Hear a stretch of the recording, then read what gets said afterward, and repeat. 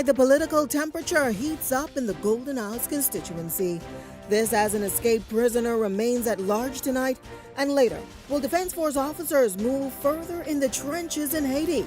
Eyewitness News starts now. Good evening, everyone. I'm Janae Noel. Thanks so much for joining us. A fugitive remains at large tonight after escaping police custody last week. And tonight, the Commissioner of Police revealing that an internal investigation is also underway to determine how this prisoner escaped. Our Jose Etienne joining me live in studio tonight with the latest. Jose, we understand D'Angelo Culmer has been missing from last week, Thursday. Well, Janea, the alleged killer, D'Angelo Culmer, remains at large 4 days after somehow escaping police custody while at the South Street Magistrates Court complex. And now many are asking the question, was this an inside job? It's a possibility that the nation's police chief, Shanton Knowles, isn't ruling out. Should our officers be found wanting, they will be dealt with according to policy and according to our law. The police commissioner noting that the axe is expected to fall on any officer who may have played a role in Culmer's escape last Thursday. Authorities launched a full-scale search after realizing that the accused murderer, who was supposed to be under tight security, had somehow managed to break free. We are looking to see what could have transpired or what transpired that gave this man an opportunity to escape from a secure building. His escape not being taken lightly.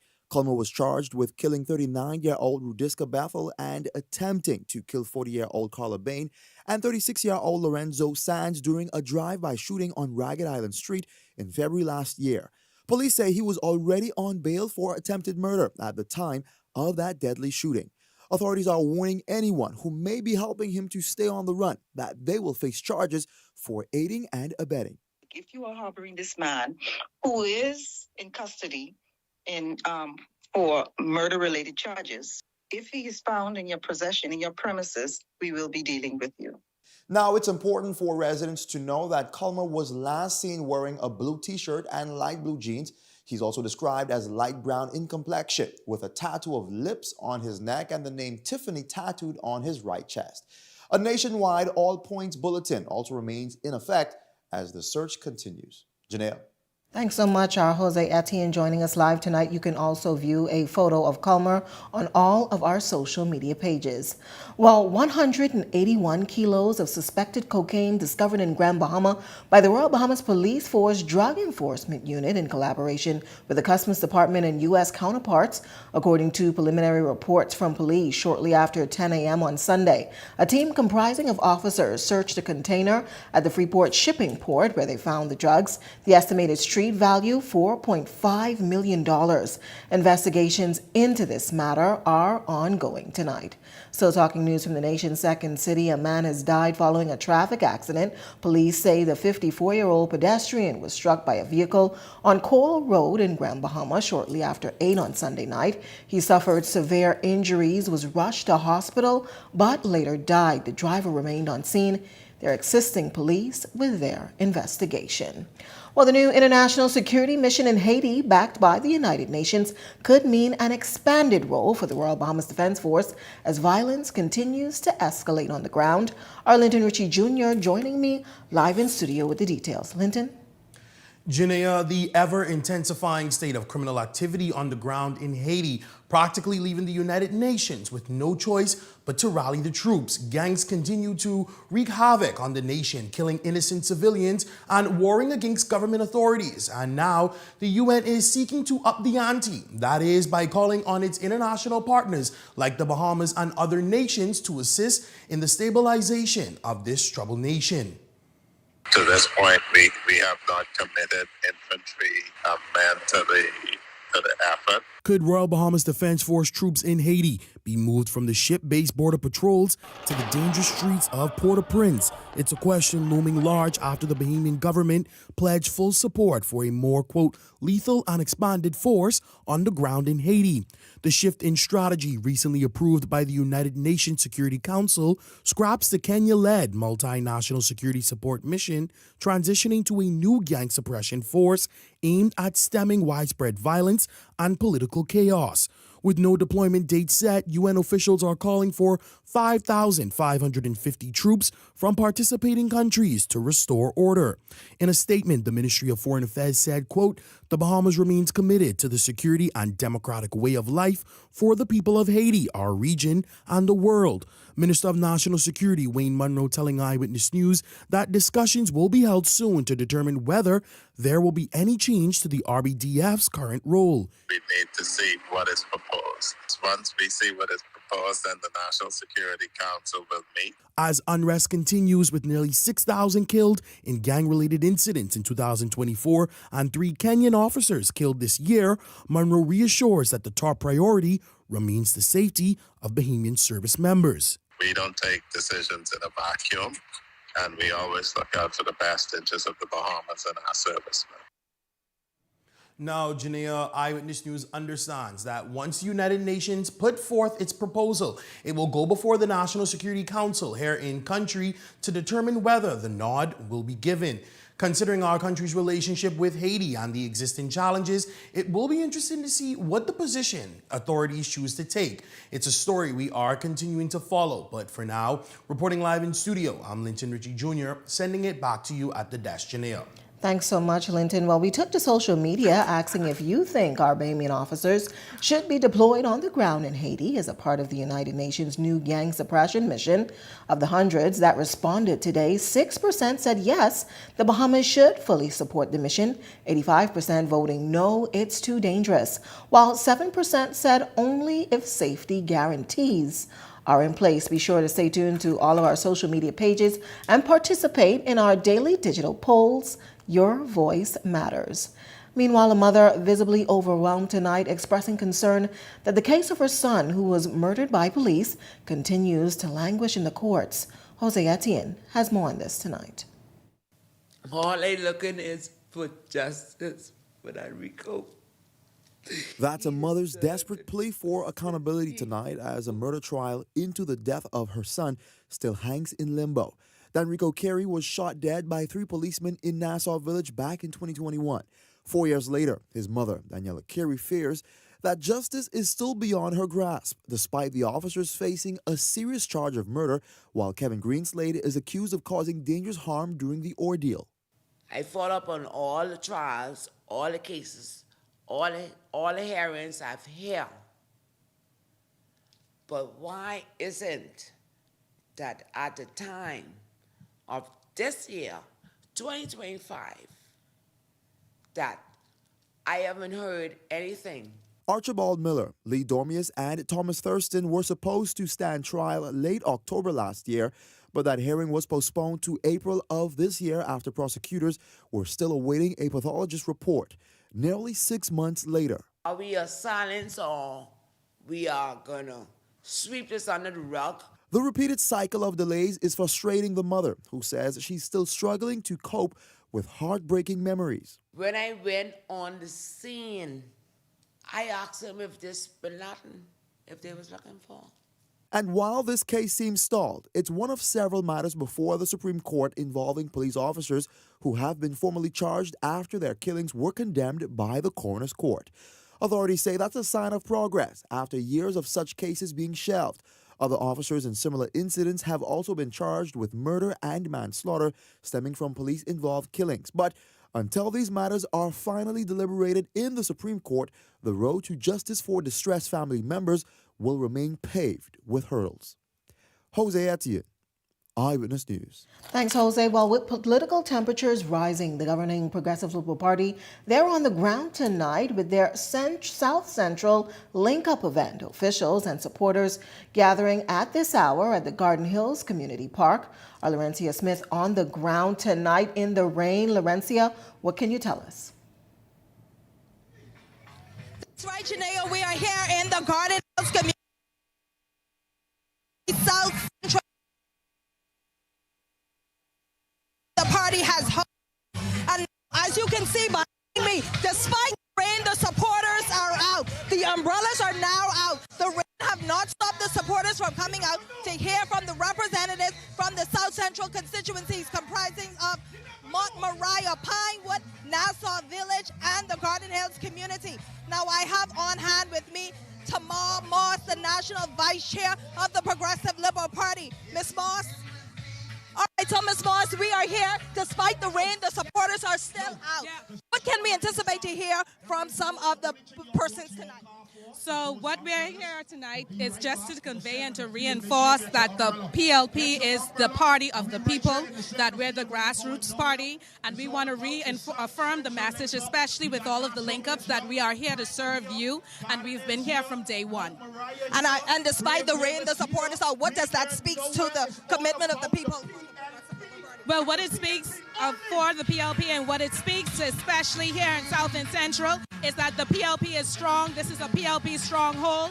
And at the end of the day, despite the weather, despite the rain, they're here to support the PLP and to listen to the message that the PLP has to offer.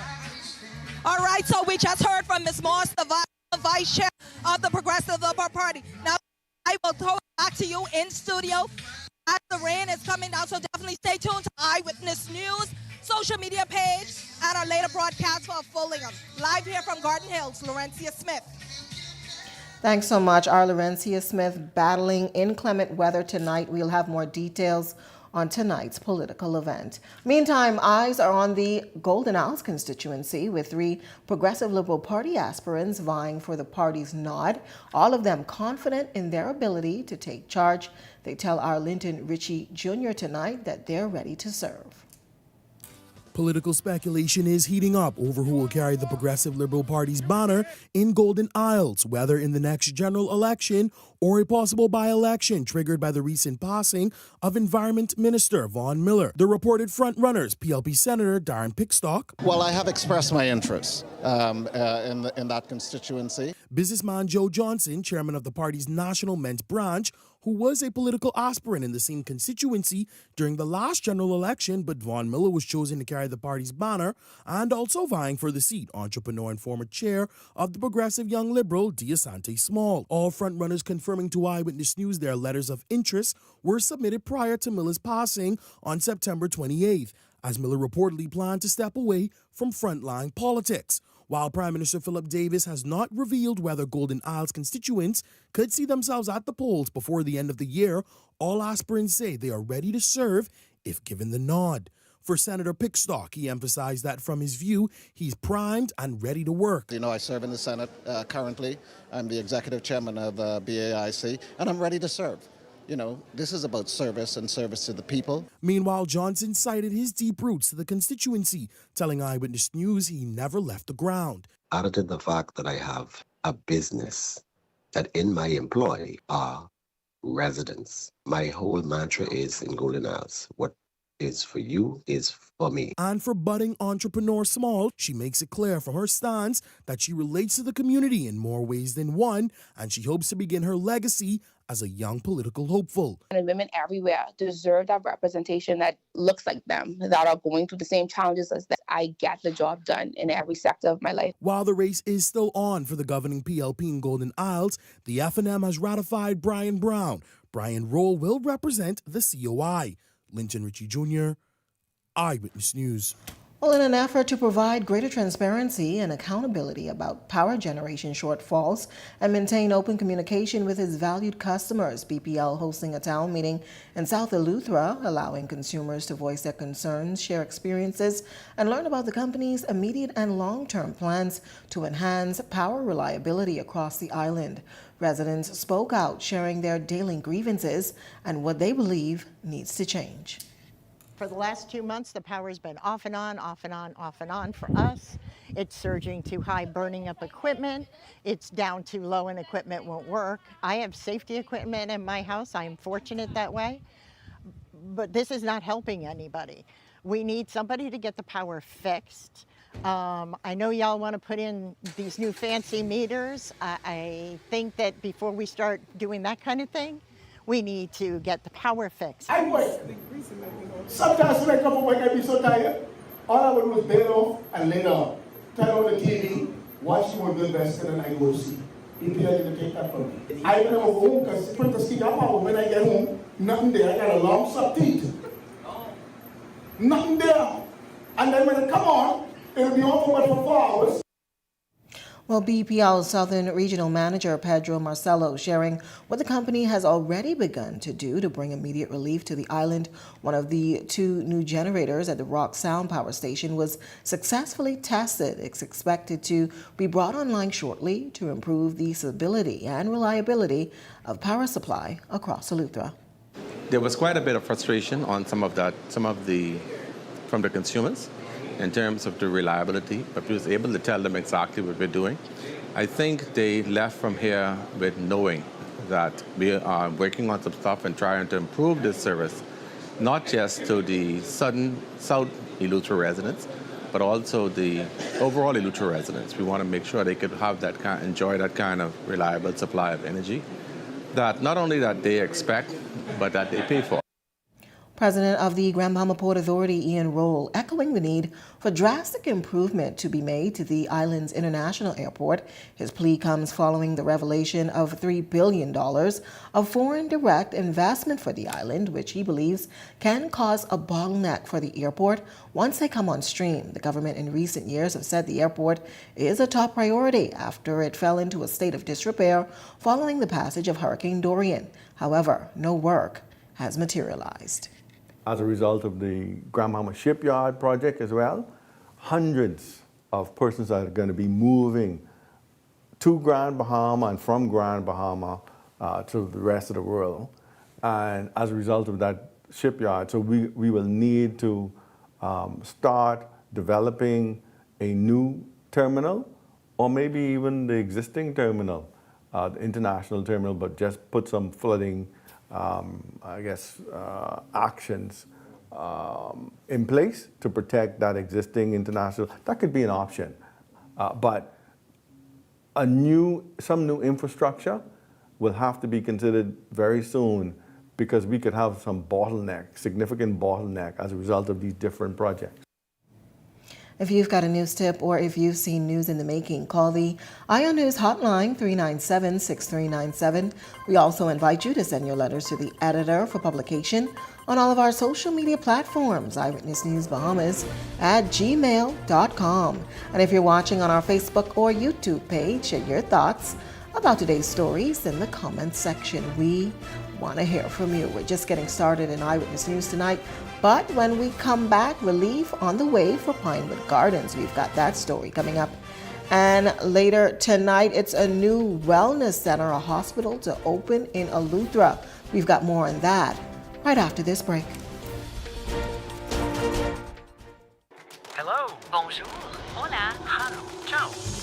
No matter where your passport takes you, BTC roaming keeps you effortlessly connected. Enjoy seamless calls, lightning-fast data, and affordable roaming across the globe. No SIM swaps, no stress. Just one network, working everywhere. So go ahead, explore the world, and still be just a call away from home. Fill up box for all $30. The new KFC Fill-Up Box, serving 6 juicy pieces of chicken, 4 buttery biscuits, crispy fries to share, and 12 premium original recipe KFC nuggets, all packed into one crave-worthy box. So dig in and do whatever the crunch you want with the KFC Fill-Up Box. Only at KFC, it's finger-licking good. It's Spa Week, we got what you need. Sit back, relax, and come in for a treat. We just wanna make you smile. We will go the extra mile at Baja Retreat Spa. Come visit us at Baja Retreat Spa on East Bay Street. Contact us at 323-6711 or visit us online at www.baharetreat.com.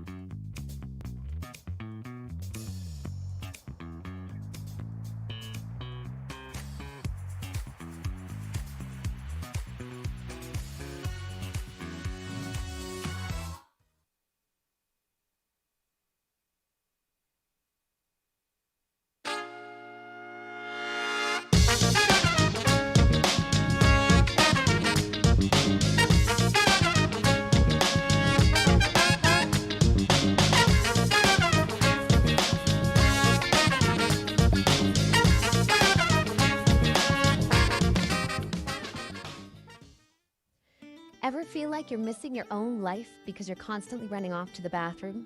Do bladder leaks or pelvic discomfort have you up at night and affect your confidence in everyday life? Those days are over. At Frequency Vitality Center, we offer a solution. Completely painless, fully clothed with no downtime. Perfect for men and women of any age, we help strengthen the pelvic floor muscles while you sit comfortably, improving bladder control, decreasing night waking, and much more. Strengthen your foundation and restore your confidence.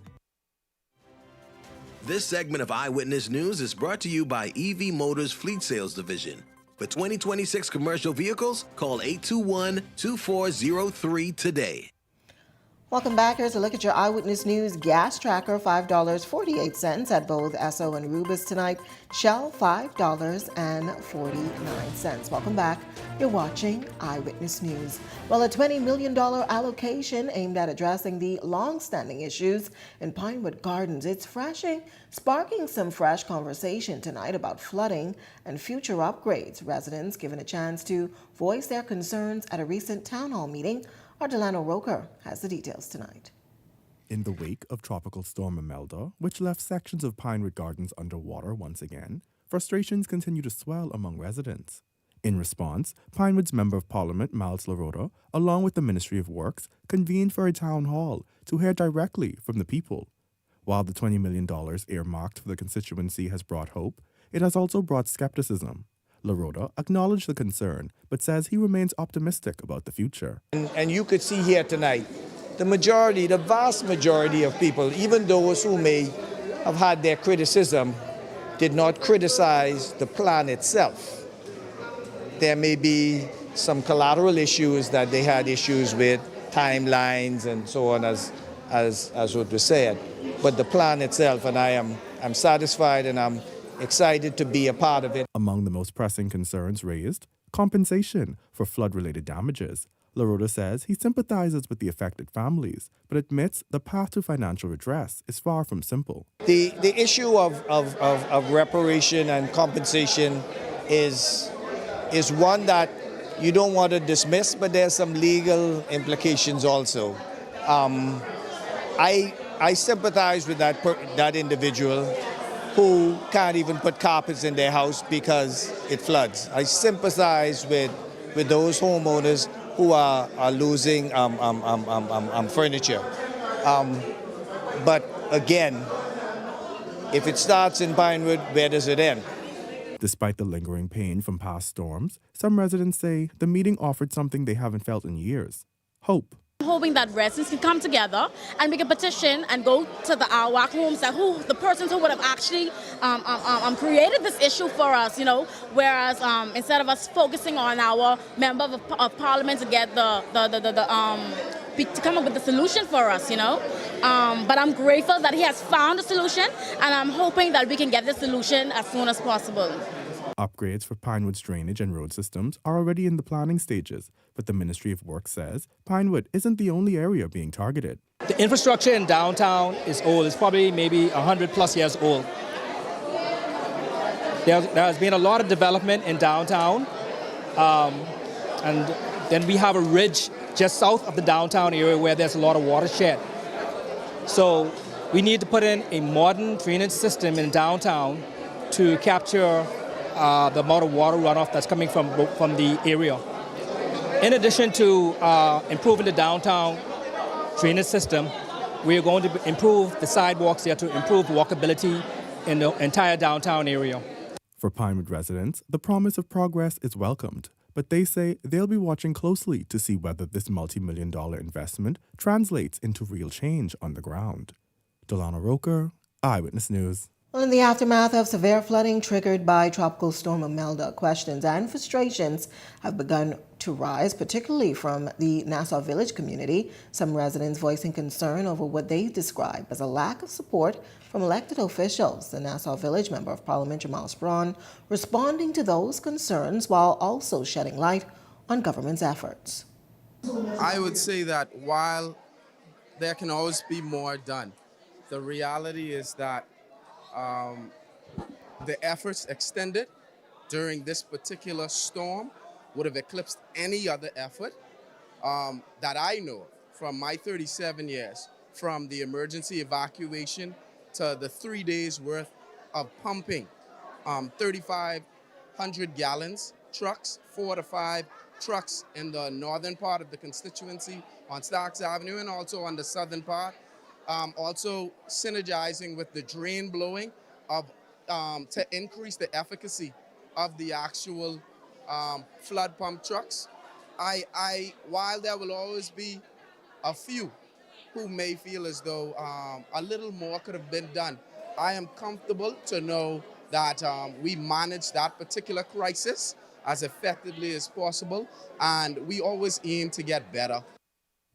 Among efforts was the mobilization of emergency shelters, including the Nassau Village Community Center, which Strawn says highlights the government's commitment to solutions to protect Bahamians against disaster.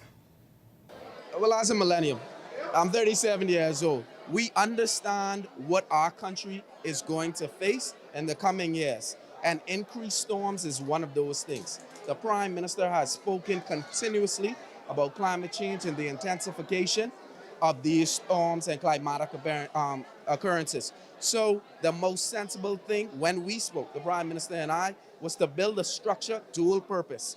You see it being piloted in Nassau Village. You see it coming again in Centerville. You see it popping up in Mount Moriah. You see it in Abaco. You see a governmental push towards resilience and just futuristic thinking.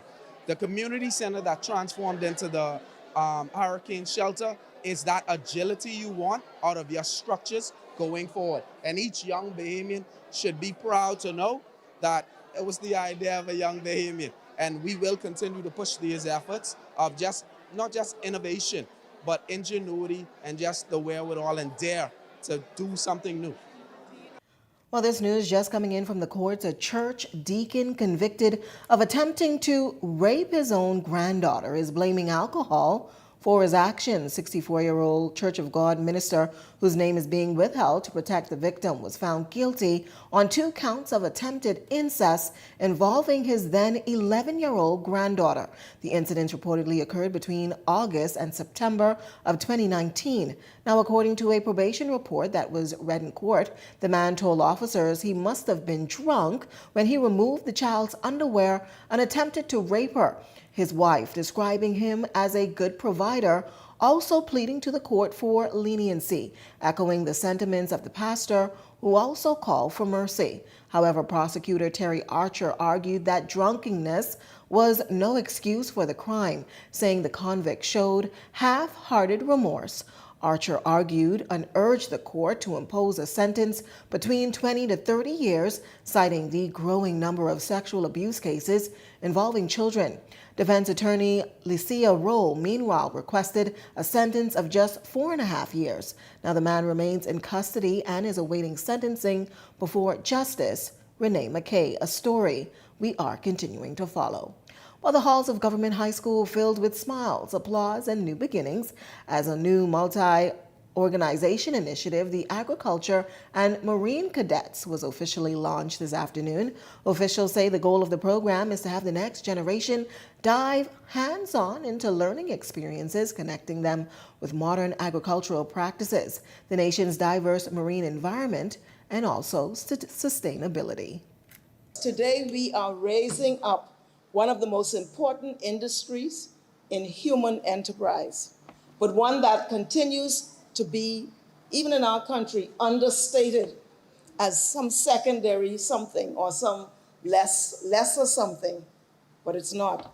Because the one thing that secures national security is food, how we feed ourselves, and it ensures that our people have a quality of life. This initiative reflects our collective vision for the future of food security, marine stewardship, and youth empowerment. This program is made possible through the partnership of 3 crucial bodies: the Bahamas Agriculture and Marine Science Institute, the Department of Agriculture under the Ministry of Agriculture and Marine Resources, and the Ministry of Education. Well, farmer and first runner-up of the Junior Farmer of the Year at the Agrarian Awards 2023, Cody Forbes says more young Bahamians need to get involved in the industry and break the stereotypes of agriculture and farming not being financially sustainable. My father and I own New Century Farm, and I'm proud to be directly involved with the work we do there. Right now, we have over 500 sheep and goats. We are growing even more. We are also expanding to include pigs and cows, so we can supply more local products, show what young people in agriculture can accomplish. As I started to get older, I noticed something. Not many young people are interested in farming, but farming is one of the most important roles in our industry, in our country. It feeds us, it creates jobs, and it gives us independence. Meantime, the government's Golden Yoke project seems to be making some forward movement, although Minister Jomo Campbell was not able to provide a timeline for when the initiative will be brought on full stream. Campbell giving a brief update to reporters as consumers await the initiative to be rolled out. Through this program, officials are hoping to achieve 100% local egg production while reducing the country's reliance on egg imports. The Golden Yoke program is moving steadily along. The infrastructural aspect of it is now in the hands of the Ministry of Works Plus, and so we're working collaboratively. And as soon as they are ready for us, we're ready to go with our layers. An historic benchmark for Eleuthera getting their very own first state-of-the-art hospital. The medical facility will open tomorrow. It's being facilitated by Bahamas Wellness Health Systems. Delana Roker has more on what this means for the island and its residents. The Bahamas Wellness Hospital is expected to bring a new level of care to the people of Eleuthera, offering both acute care and urgent care services under one roof. The acute care hospital will include 5 inpatient beds, while the urgent care and emergency rooms will be equipped with 6 beds, fully staffed by certified emergency-trained physicians. The facility will also feature emergency airlift services, a critical addition for the island. Founder, Dr. Arlington Lightburn says the investment aims to improve healthcare access and outcomes for Lutherans. This is more than a name change. It is a bold declaration that world-class healthcare belongs to every Bahamian on every island. This hospital is not just a Bahamas Wellness project. It is a community partnership built through faith, collaboration, and local dedication. It represents what happens when commitment, leadership, and faith align around a shared purpose: better and more affordable health care for all. Lightburn also referenced recent traffic fatalities on the island, saying that quicker access to emergency care could have made all the difference. There have been far too many deaths, and some of them, I have to admit, have been deaths that could have been avoided had the right care been available at the right time. Most family islands struggle with having an advanced ambulance response service. Need a professional 24/7 ambulance service with trained emergency medical technicians always available who can manage these incidents, and that's what we're bringing and have brought to the island. And I think that's what's going to make a big difference in how we are able to make a dent in that. The announcement has ignited excitement across Eleuthera, where residents say the new facility is a long overdue investment in their health and well-being. I didn't have to pay to catch the boat, the plane, and hospital and hotel money, rent a car. I can do all of this in Eleuthera. And now to see them take it to another level of a hospital, where people now have to get fly out because they have a sprained hand or a broken leg or something simple that can happen in the hospital. This is amazing.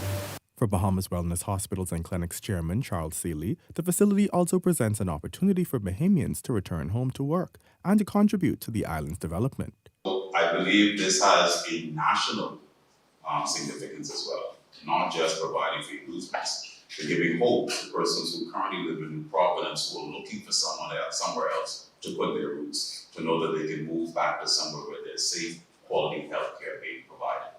The new hospital will host its grand opening on November 28th, marking a major step in bridging the healthcare gap between the capital and the Family Islands.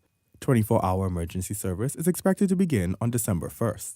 Delana Roker, Eyewitness News. Well, October marks Breast Cancer Awareness Month, and across the globe, people are showing their support in creative ways. Here at home, one young Bahamian is using her passion to make a difference. Here's that report. For 11-year-old Amaya Clark, a crochet needle in hand means more than just yarn and thread. It's a symbol of hope. What started as a simple pastime has transformed into a personal mission to help those battling cancer. I started crocheting last year summer, and I was in Canada with my nana and my auntie, and it started getting a little boring. So I asked my mother if she could purchase some supplies for me to start crocheting, and I started from there. And I also started these breast cancer ribbons to help a little girl named Miracle Martin because she's battling cancer. Miracle Martin, she reminds me so much of myself. She's talented, she's intelligent, and she's actually 1 year older than I am. And I would also like to demonstrate to my peers that you should share kindness around the world, not to just family and friends, but to strangers also. Her mother, Kristen Ramming, beams with pride, saying her daughter's compassion and initiative have been both mature and inspiring. Well, my grand-aunt, she battled with breast cancer many years ago. She is a survivor now, and to see Amaya take on this initiative, it's a very proud moment for me, a lot of emotions, and you know, it's a good feeling to see that a child takes this on and she wants to spread awareness and also teach her peers to be kind to one another. Ramming believes education about breast cancer should start early, especially for young girls. And I also feel like it is important for children as young as Amaya age to know about breast cancer and breast cancer awareness, because as they get older, early detection is better than not knowing at all. Amaya's handmade crochet pins are available for purchase at $3 and $5, with all proceeds going toward Miracle's treatment and care. Those interested in supporting can call 822-6222 to place an order. Delano Roker, Eyewitness News. Such a great initiative. Thanks, Delano. So to come in Eyewitness News, we introduce you to a 10-year-old Bahamian racing sensation. We've got his story, but first, here's a check on tonight's weather forecast.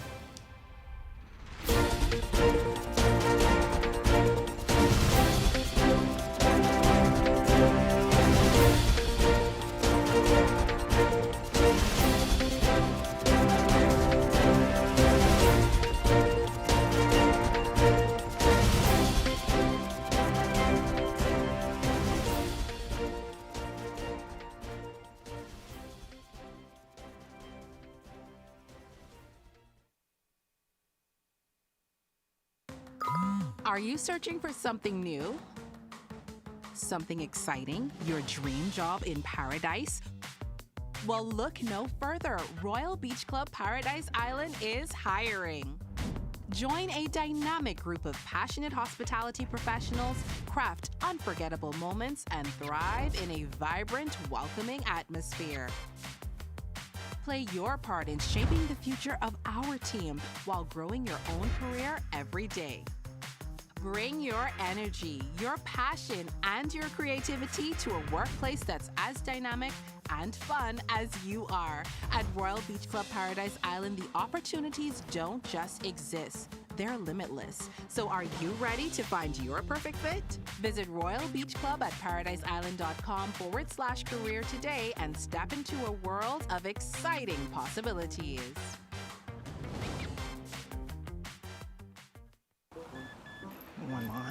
Man, I been at this for hours, wait, trying to find this bucket list bliss treasure everybody talking about. Finally, Miko, you still out here digging for treasure like you was pirates? You out here sweating like you fighting for your life? Only thing you doing is putting sand in my drink, Miko. Miko! Good news! You don't have to dig for this treasure. Just apply and get approved for a BOB loan or credit card, and you're in to win a trip of a lifetime. Plus other great prizes like water park passes, restaurant vouchers, and VIP movie tickets. Get approved and you could be living large in Las Vegas, striking a pose in Paris, catching a cab in New York, twisted spaghetti in Rome, looking royal in London, or shopping in Panama. X marks the spot, and it's right here at BOB. And don't forget to get a loan with my name too. because I'm going to ruin Miko.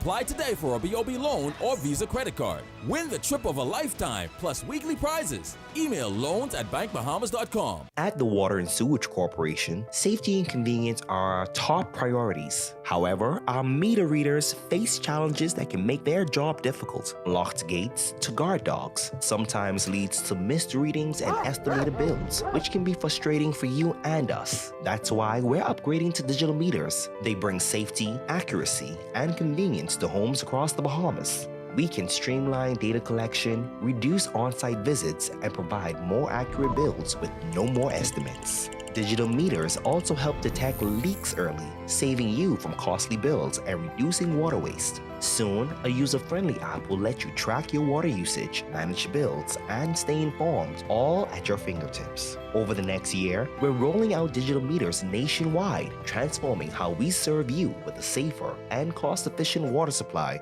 To learn about our digital meters, visit our website or call us today. And don't forget to update your information at any of our locations.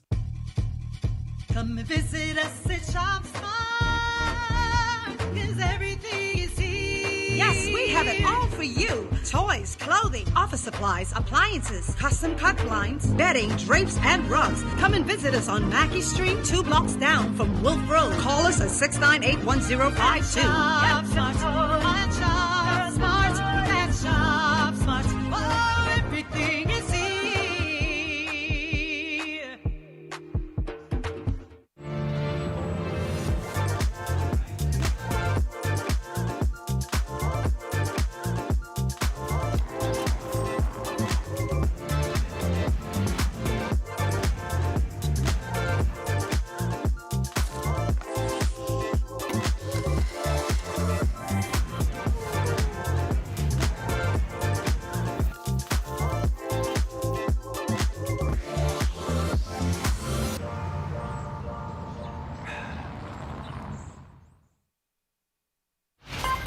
You're watching Eyewitness News. Welcome back. October also kicking off Youth Month. It's a month-long celebration recognizing the achievements, potential, and contributions of young people across the country. The celebration includes a lineup of events from Youth in Parliament and the Youth Awards celebrations to a march, but it all began on Sunday with a powerful church service at the Living Waters Kingdom Ministries, where Minister of Youth, Sports and Culture Mario Boleg urging young people to channel their energy and passion into building a stronger nation. This year's theme, Voices Unlock. It's not just a slogan, it's a call to action, a reminder, and most importantly, a promise. Because every young person has a voice filled with ideas, creativity, questions, solutions, and dreams. But too often, that voice is silent by doubt, by fear, or simply by not being given the space to speak. This month, we are here to change the status quo. We are here to unlock the power of youth voices. Let's be clear. Unlocking youth voices is not just about giving young people a microphone. It's about listening, truly listening. Well, tonight, our Laurentia Smith introducing you to a 10-year-old Bahamian race car driver, Lennox Lockhart, who's making a name for himself and sharing his love for this sport. Here's his story. Most adults would not dare to get behind the wheel of a go-kart. However, due to my adventurous nature, I would definitely get behind the wheel, just like 10-year-old Bahamian auto racer Lennox Lockhart, who humbly and confidently says the track is where he feels the most at home. My favorite part of motorsport is like the culture in it and how the people act in it. It's like a whole different world when you're there in the tracks. Representing Team Velocity and Sodi Kart Racing, Lockhart says his dad has been his biggest supporter, and he's grateful to have him by his side. Now he proudly carries the gold, black, and aquamarine on his go-kart, honoring his Bahamian roots through his father. Feels great. I love the Bahamas here, and especially I love the culture here. family. And while chatting with me today, he shared that his passion for the sport was born almost 4 years ago, a drive that has sparked a winning culture, backed by the hardware to prove it, as he flashed his championship ring. This summer, Lockhart took first place at the Micro Swift Final and the 2025 United States Pro Kart Series Wisconsin Grand Prix. Now all gears are set for his U.S. Trophy Final this October in Indiana, a crucial opportunity to earn a spot at the RMC Grand Finals later this year in Bahrain. Right now I'm going up to Mini and we're gonna win that race. You can just have to learn from that so you can win some more races and championships. The future Formula One driver also shared this advice for other athletes, no matter what sports they play. Keep pushing, never give up. When you're going through tough moments, just try to ignore that and learn from all the past mistakes that you've done so you cannot make them. Well, in the future, I definitely have to get a few laps around the track with Lennox for an adventure. Laurencia Smith, Eyewitness News. Thanks, Laurencia. From the sports track, she's at the sports desk. She's up next with a check on sports after this break. It's guaranteed you will save. Just shop the specials at Super Value or Quality Supermarkets. Cardinal evaporated milk, 13 ounces, $109. First choice sugar, 4 pounds, $2.59. Kellogg's giant size cereals, assorted 23 to 28 ounces, $6.39. Fresh limes, large, 3 for $1.19. Whole chickens, $1.99 per pound. Catch a break whenever you shop the specials at Super Value or Quality Supermarkets. Sting Junkanoo Group is celebrating 25 years of music, and you're invited to the greatest show ever. Counting down the years, performing hit song after hit song. Stevie S, Colin McDonald, KB, Dyson Knight and D-Mark. Saturday, November 1st at the Farm Marshall Road, 8 p.m. until. Tickets can be purchased online at www.bahamaseattickets.com for your skybox or to be a food vendor. Call 424-6433, 477-0191. Sponsored by ZNS, Island Luck TV, The Farm, Gatorade Today and Co. Limited, Krista Minute and Associates. Stop, man, stop. Boy, it's hot today, boy. You see that? Mm-hmm. That's snowing.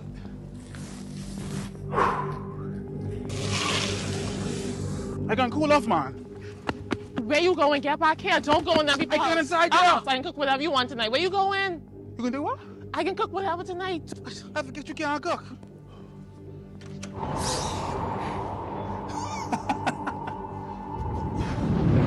Stop at the heat and enter Skypool. Expert installation, cool comfort, and reliable service. Brought to you by Discount AC and Supplies. Your one-stop shop for top-tier AC units. As a healthcare professional, you dedicate your life to caring for others. But even with the best care, legal challenges can arise. Protect your practice and your peace of mind with medical malpractice insurance from Star General. At Star General, we've partnered with Lloyd's of London to bring you comprehensive professional liability insurance designed specifically for those consulting or practicing privately. Visit our website today so you can focus on what you do best, caring for your patients, while we take care of the rest. Star General, insurance made simple.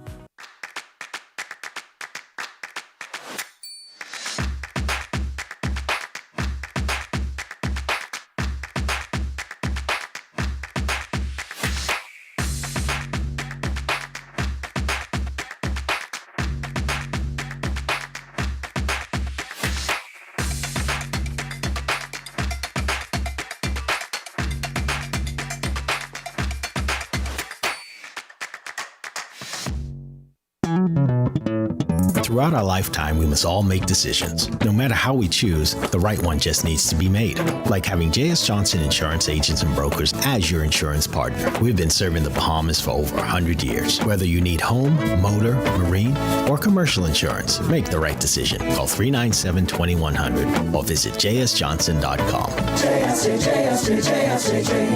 Johnson Insurance, peace of mind. Things may be tough, but Wendy's got got you covered. Grab a day single or chicken sandwich with a junior fries and 16-ounce beverage for just $6.95. Why choose less from the other guys when you can get more? At Wendy's, we're providing bigger bites and better deals. So purchase your Tings Tough Value Meal today. Now available at all locations excluding the airport and food truck.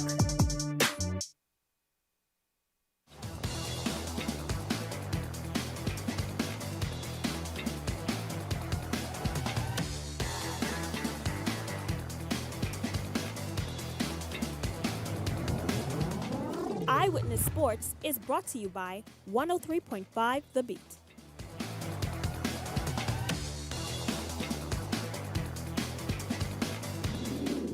Welcome to another edition of Eyewitness Sports. I'm Laurencia Smith. Thanks for joining us. Kicking things off tonight, we're on the volleyball court. It was a rematch of last year's New Providence Volleyball Association Men's Championship, and once again, the Avengers proved why they're still the team to beat. The Avengers picked up right where they left off, taking down the Technician 3-1 in the league season opener. It was a close battle early, with the Avengers edging out the first set 25-22. The Technician bounced back in the second, sneaking away with a 25-23 win. But from there, the champs took control, dominating the next two sets, 25-18 and 25-23 to start their title defeats in winning fashion. Now, all matchups will take place over at the D.W. Davis Gym. In the women's matchup, the Lady Hawks will face the University of the Bahamas Mingos at 7:30, and the men's matchup, the Warhawks will match up against the Titans starting at 9 p.m.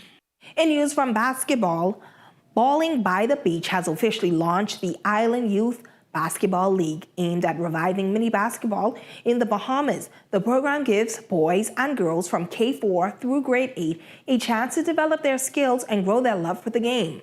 The co-ed league is expected to bring in more than 600 athletes for the inaugural 2025-2026 season, kicking off with a fall jamboree on Thursday, October 9th, and the official start in February of 2026.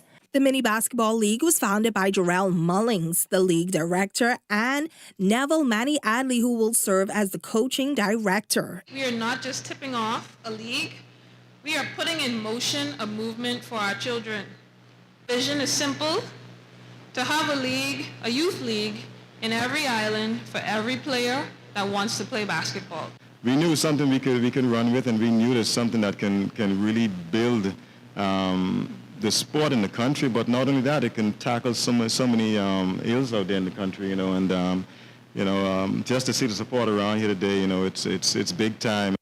The YBL is sanctioned by the Bahamas Basketball Federation. The Federation President Eugene Horton spoke about the revival of the mini basketball, while Judy Hamilton, the Secretary of the New Providence Women Basketball Association, shared her excitement about partnering with the new Youth League. I cannot overstate how excited I am to see mini basketball return in such a meaningful, and I'm emphasizing, structured way. Many of us remember when mini basketball first had presence in the Bahamas. It gave young children their first introduction. This program is a feeder system, so we can continue to grow. When you talk about youth, you talk about future. So I'm looking forward for females basketball to get back to where it was. Thank you, Ma. Meanwhile, in the absence of Sports Minister Mario Boleg at the official announcement over at the Kendall J. Lysick Gymnasium, Carrie Baker spoke on behalf of the ministry and expressed their support for the new initiative. Now, with registration underway, the league's short-term goal is to expand to the Family Islands with long-term plans to build dedicated facilities to support the program. Well, that's what's making sports at this hour. I'm Laurencia Smith. Stay tuned for more news on the other side of the break.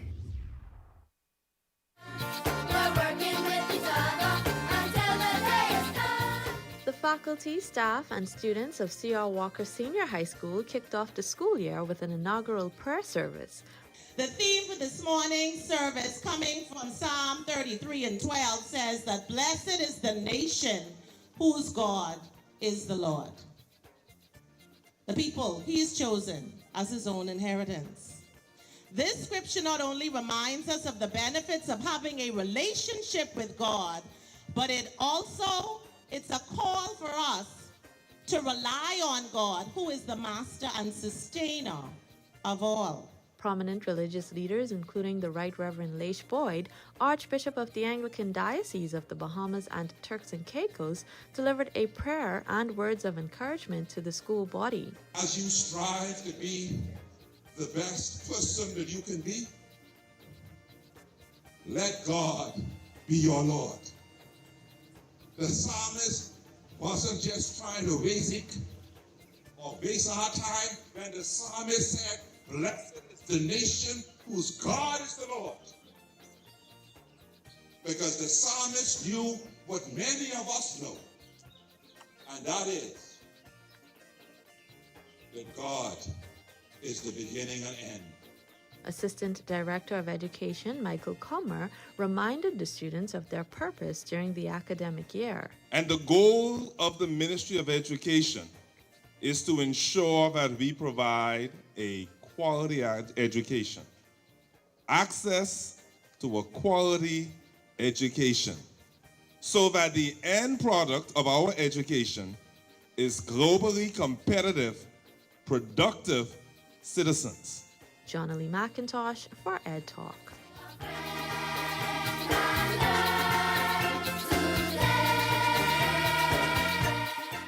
Welcome to Paradise Premium Foods, where exceptional taste meets everyday convenience. Right in the heart of Hurricane Hole Plaza, whether you're planning a beachside brunch, an intimate dinner, or simply restocking your favorites, we offer only the finest selection of local and imported goods, handpicked for quality, freshness, and flavor. At Paradise Premium Foods, shopping is effortless, service is personal, and every visit feels like a treat. From gourmet meals to go to organic essentials and indulgent treats, this is your neighborhood market elevated. Live well, eat better. Discover Paradise Premium Foods, now open at Hurricane Hole Plaza, Paradise Island. Paradise Premium Foods. Taste the difference.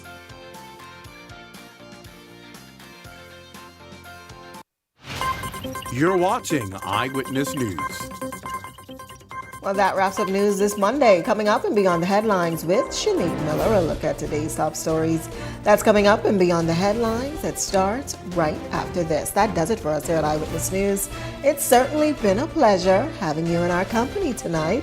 On behalf of the entire news team, I'm Janae Nawal saying good night and be safe, everyone.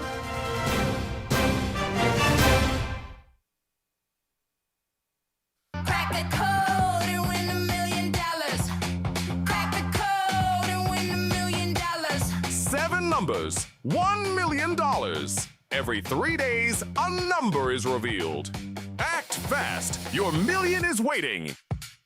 Crack that code when $1 million clear. Crack the code before the last lock clicks shut. Get ready to join the winner's circle only at islandluck.com.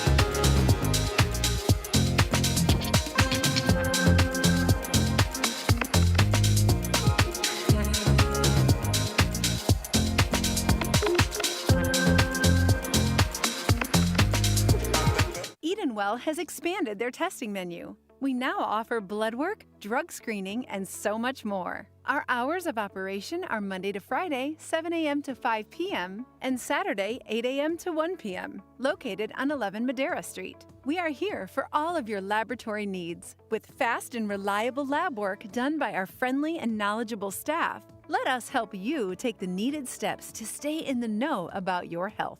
Let's keep working towards a healthier you. Stay eatin' well. So you want a space. But not just any space. You need something with a little more potential. So how about 1,000 square feet of room to play with? Superb audio and video production capability, digital LED wall, full lighting grid, and about 124 seats to accommodate a full studio audience with so many other features. Make us your home for your next concert, conference, and so much more. Honestly, the possibilities are endless. Here at ILTV Studios, we'd love to bring your next event to life. So what do you say? Do you want our space?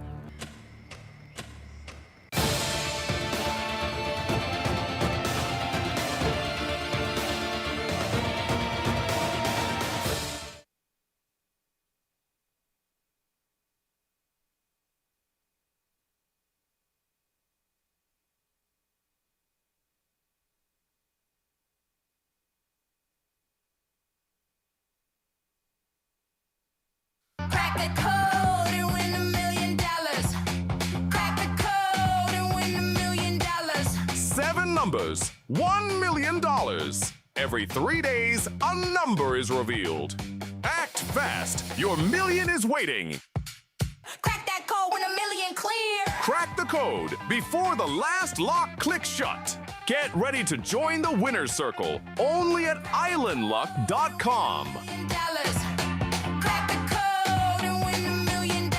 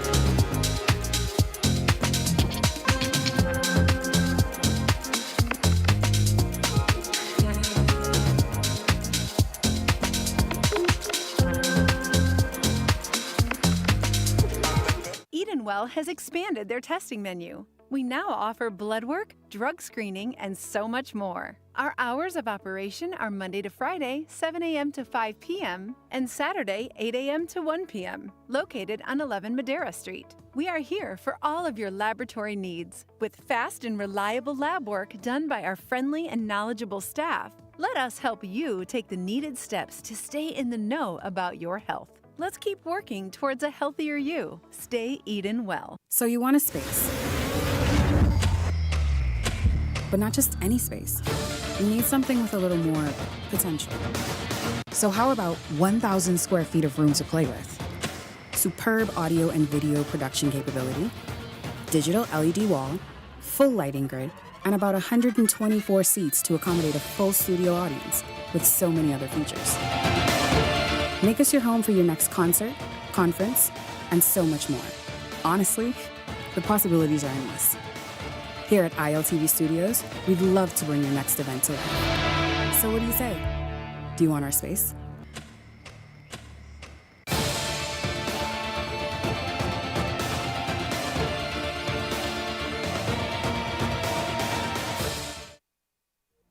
The thoughts, views, and comments expressed by the hosts, guests, and callers on Beyond the Headlines are not necessarily those of management, ownership, or production unit of the Verizon Media Group. Beyond the Headlines is a production of ILTV Studios and cannot be reproduced or represented in part or entirety without express written permission of the Verizon Media Group. Beyond the Headlines is the intellectual property of the Verizon Media Group. Copyright 2021.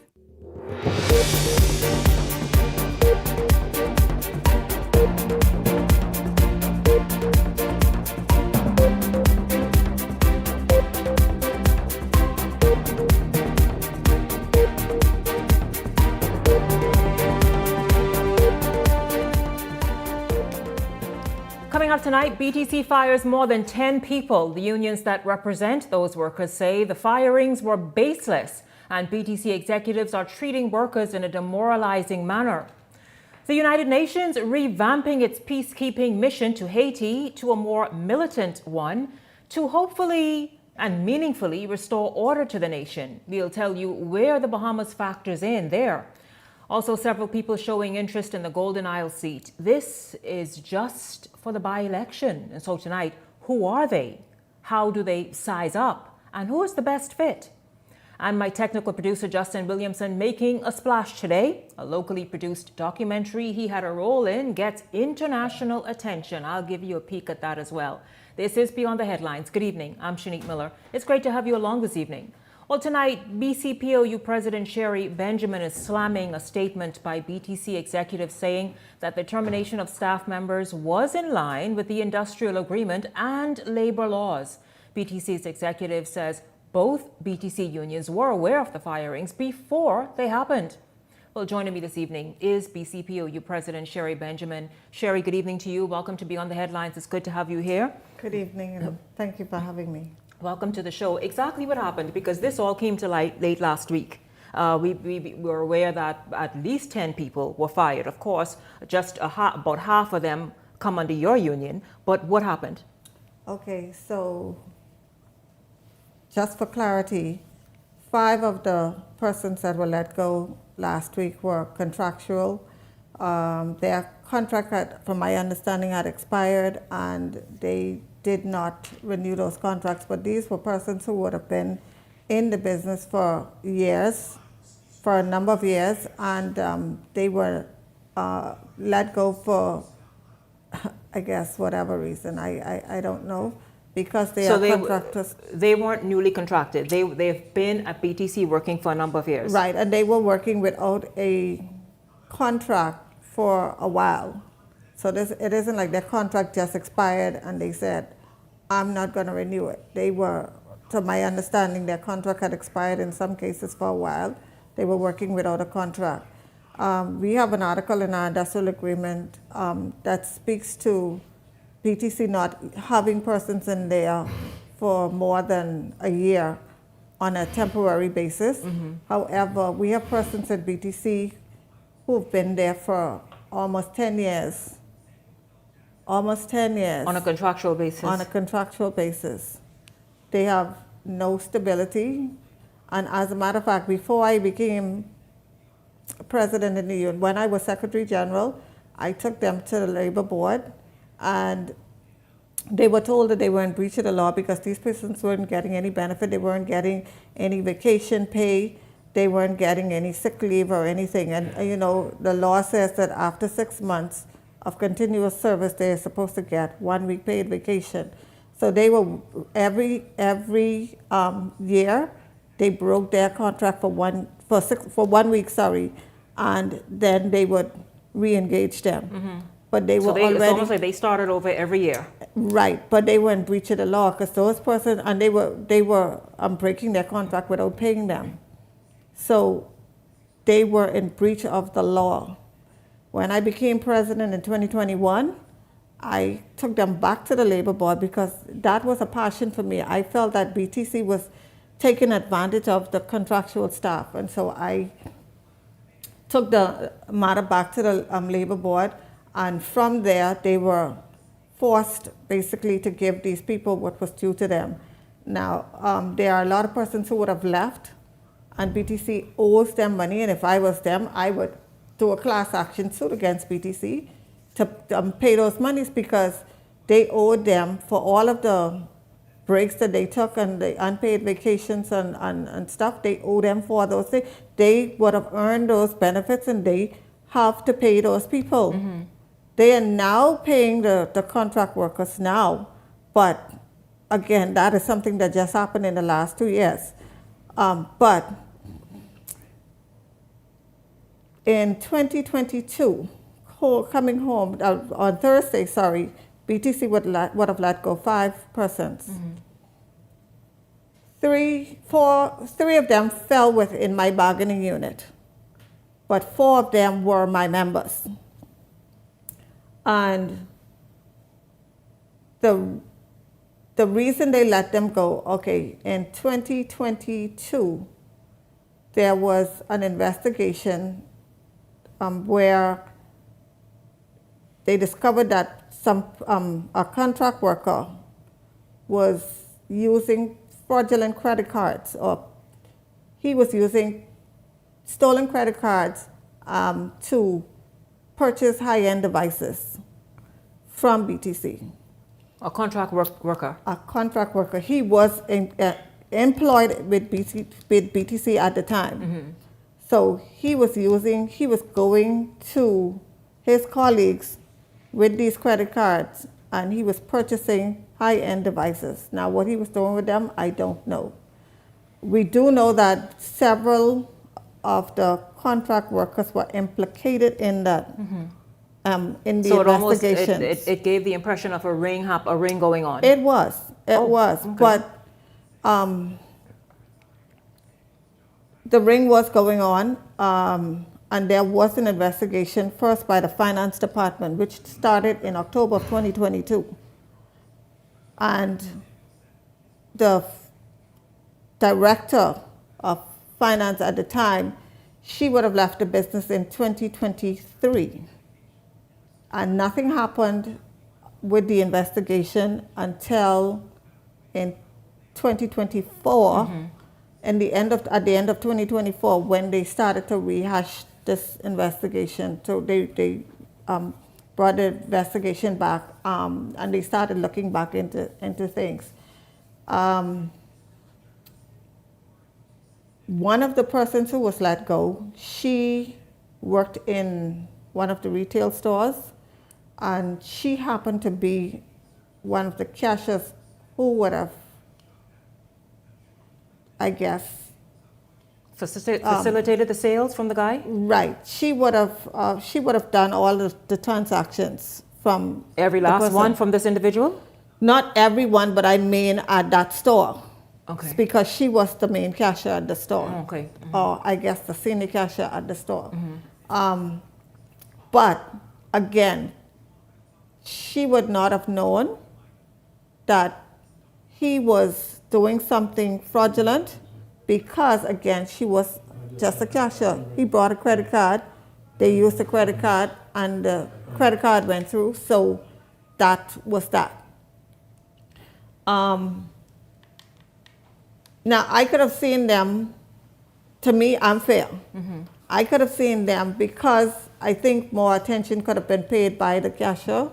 But rising to the level of termination, I didn't think it rose to the level of termination because... But what did they say? What did the investigation reveal, and how did they feel? Because as you can imagine, if this cashier more than once used the credit card with the gentleman, and you said it was a ring going on, maybe... But she would not have known it. She would not have known it was a... No, she would not have known that because he was using fake several different credit cards, so she would not have known that. Okay. She would not have known it. Plus, he was a current employee. So you don't suspect that your co-worker your cashier would be doing... Wait, first of all, you're right. You don't suspect your co-worker, and the cashier doesn't have whether the technology or whatever it may be to be able to determine this credit card is fake. Right. So or stolen. Or stolen. Right. So again, they terminated her because the fact that she was the one who would have received all of the transactions. So that was that. Our challenge came in with the fact that they terminated her, knowing that there was no way for her to be able to detect that these things were done. Again, now my member from finance that was terminated, she was a contract worker herself. She don't know these people. She had no dealings with them. So she would not have, she definitely was not a part of it. But she was in a department in finance where there's this thing called chargeback. That's where if a customer disputes a charge from their credit card, the bank would send that to the company, and then the company would do their investigation to see if the charge was legal or not, if it was a legitimate charge or not. And in that particular department where she worked, there were 6 people in that department. Bear in mind, she was a contract worker when this all started. She was a contract worker, and in 2022, I think in June or so, 2022, she was made permanent. And then in October of 2022, when they originally found that this thing was happening, and so that's when the investigation started, and the gentleman in question, he would have resigned. So they made her permanent. She was the most junior person in the department. They reduced the department from 6 people down to 2. Including her and someone else. Her and another former BTC employee who stayed on contractually. And this lady, she was a senior lady. She was well over 60. But she was competent and she was carrying out the functions. But you could imagine reducing a department from 6 to 2, and you removed none of the work. All of the work stayed in there. I was invited to a meeting by the CEO, and the CEO, in that meeting, there was the CFO, the entire finance department, along with persons from CWC. I watched the director with tears in her eyes plead to them, I need additional staff. She said to them, a lot of things that should be happening, including these chargebacks, were not being done. So the company was well aware. So when I say that this is poor management, and I'm talking from the top, the CEO stood right next to me, and he knew. And I told him I told him after this incident happened, you cannot make this young lady a scapegoat because you knew those chargebacks weren't being done. Well, if the director is saying, listen, she is not equipped in terms of manpower to properly... With tears in her eyes, you hear me? And she eventually left the business because she could not take it anymore. She could not. She left the business, right? Now, fast forward, they did their investigation. This same young lady was promoted to a senior associate. She was hired as a permanent staff in 2022, in June of 2022. But this has been going on from possibly 2021. But they found it in October of 2022. So she was hired as a permanent staff. She joined the company in 2019. She was hired as a permanent staff in June of 2022. So she became a junior staff member who was supposed to be working under the supervision of a more senior staff member. Didn't happen, right? In 2025, she was promoted to a senior associate. Oh, okay. In 2025. After this whole investigation was completed, all of that stuff was done, they promoted her. So clearly, and they knew all of this stuff had happened, by the way, because bear in mind, I said this happened in 2022. The investigation first started in 2022. So all of the stuff that I looked at happened in 2022. But the fact that she was promoted this year, earlier this year, in March of this year, and fired last week. What happened?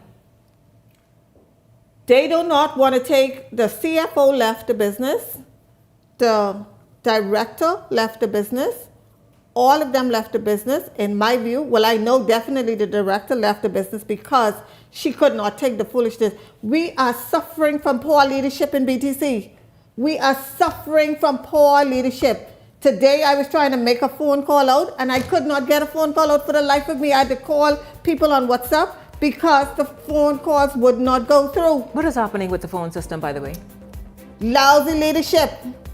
Lousy leadership. And if the government doesn't do something, this company is going down to hell on a one-way ticket. But isn't it a privately run organization? It's a privately run organization, but the government says the government says they have 49 plus the 2%. Yeah. So that means if they have the 49 plus the 2%, Majority they are the ownership. majority shareholders and they need to do something. They have to. What is the morale there? I mean, morale, especially after last week. The morale is crazy. And the other one, other member, she was terminated because a customer walked in angry over, albeit it was a senior citizen, he walked in angry over the fact that he didn't have a charging block in his new device that he purchased. And he took the block, the phone, and threw it in the space where she was, in the cashier's cage where she was. She made a report to the police. And they terminated her because she made that report to the police. I have the termination letter right here. She was assaulted, or there was an attempt to exactly. perhaps injure her. Exactly. And she went to the police and she was fired for making a report? Exactly. And the CEO, in a previous meeting that we had with him, when he showed us the video footage from there, to say that, okay, the gentleman did not throw the phone directly at her. Even though he didn't throw the phone directly at her, he threw it in her workspace where she was. So she had all rights to feel threatened. Mm-hmm. And he promised that this girl, if she withdraw the charges against the gentleman, she would not have been terminated. Oh, so right? she was fired because she did not withdraw the charges? She did. Oh. So that's why I said to him, he walking around with liabilities. He is, anyhow. Shanique? Well, as we wrap up right now in 1 second, what do you want to say to BTC's management and executive team? I want to say to not just the management and the executive team, I want to say to the government, to the shareholders, this company is suffering. The staff is suffering. They're being abused daily.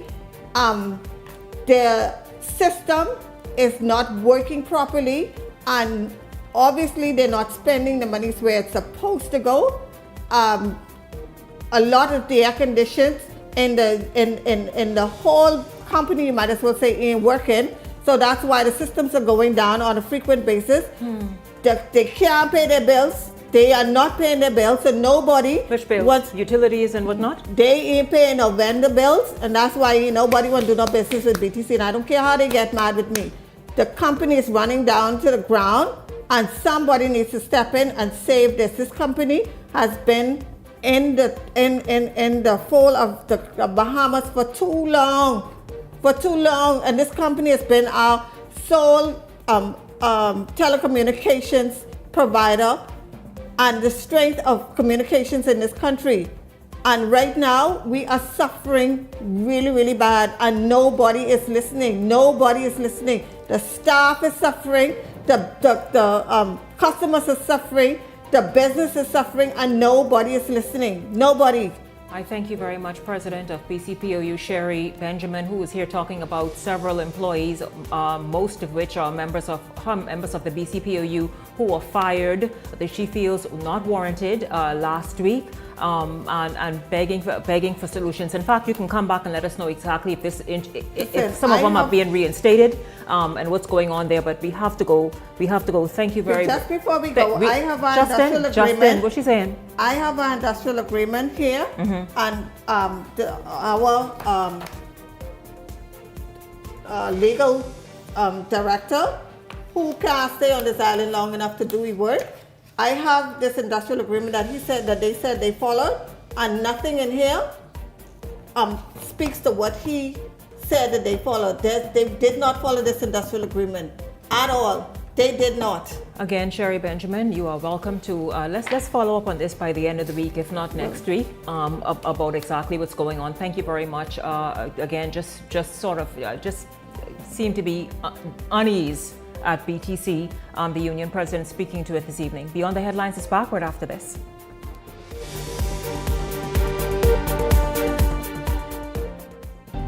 Cancer Treatment Centers of America is now City of Hope, creating one of the leading cancer care and research networks from coast to coast, providing more of what you need.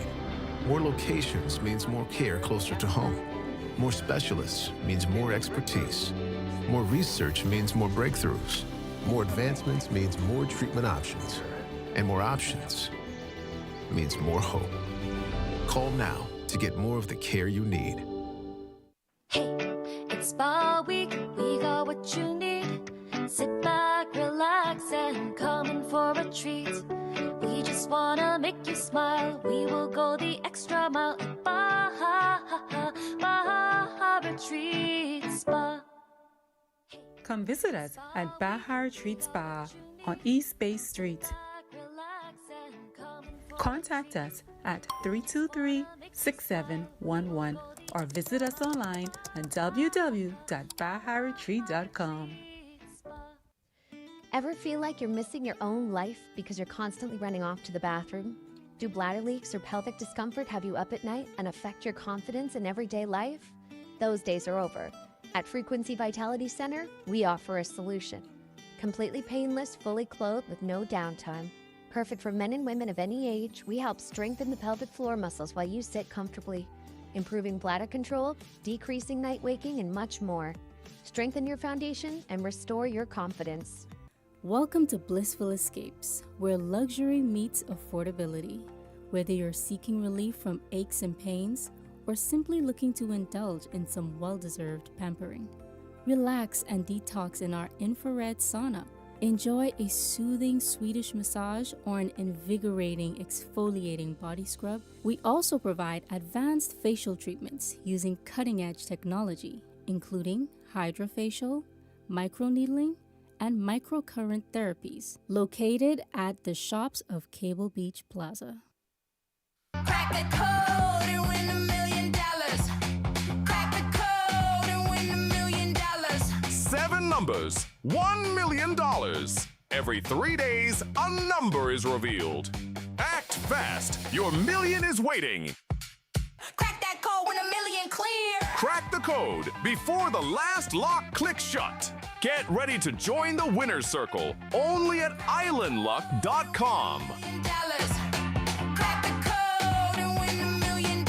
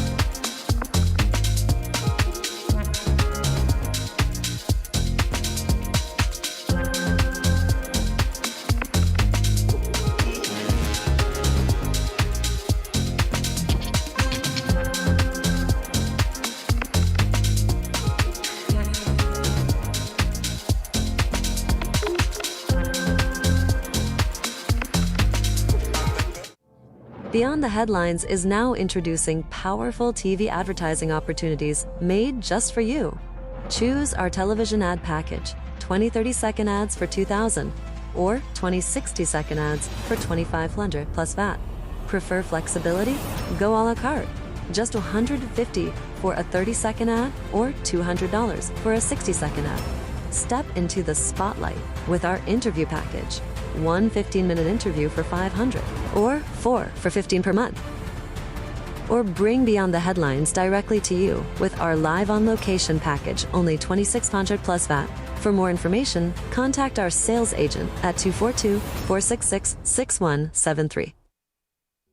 This segment is brought to you by EV Motors Fleet Sales Division. For 2026 commercial vehicles, call 821-2403 today.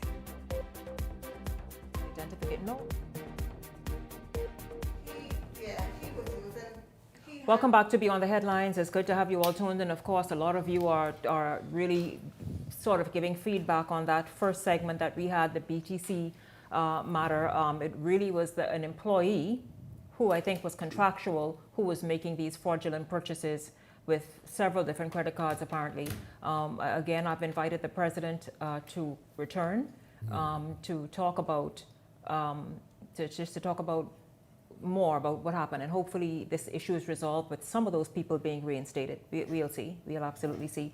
But we're going to move forward this evening. A fugitive remains at large tonight after escaping custody last week. Tonight, the Commissioner of Police is revealing that an internal investigation is also underway to determine how this prisoner escaped. Jose Etienne is following the story.